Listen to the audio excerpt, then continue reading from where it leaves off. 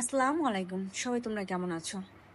আজকাল আমার প্রিয় মানুষ বলো কিংবা অপ্রিয় মানুষ বলো কিংবা মুখোশ পরা ভালো মানুষ বলো কিংবা আমার কাছে সাজে সে খুব আপনজন। সেই ধরনের মানুষগুলো যে ধরনেরই মানুষ হোক না কেন, আমার পরিচিত যে ধরনের মানুষ হোক না কেন, সে আপনজন কিংবা শত্রু কিংবা অপ্রিয় মানুষ, সবার কাছে আমি একটা কথাই শুনি। সেটা হচ্ছে, আমি বদলে গেছি। আমি বদলে গেছি। এখন প্রশ্নটা হচ্ছে কেন এটা বলে বদলে গেছি? আসলে আমি বদলাইনি। তাদের উদ্দেশ্যে বলতে চাইতেছি আমি বদলাইনি। আগের থেকে আমার অভিজ্ঞতা বাড়ছে। আগের থেকে আমি খুব ভালোভাবে বুঝতে পারি কখন কোন কথাটার উত্তর দিতে হয়। আর এখন মানে বলতে গেলে বলা লাগে যে সবাই আগে বলতো আমি কি সহজ সরল, কি মানে মানে মন সোজা, কত ভালো মানুষ।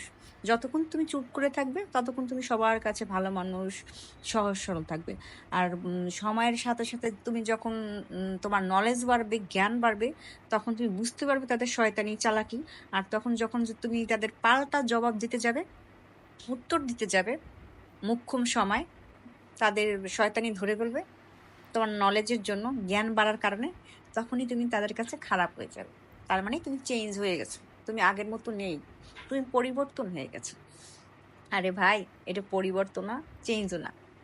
এটা তোমাদের দেখতে দেখতে আমার জ্ঞানের পরিধি বেড়ে গেছে। আমার অভিজ্ঞতা বেড়ে গেছে।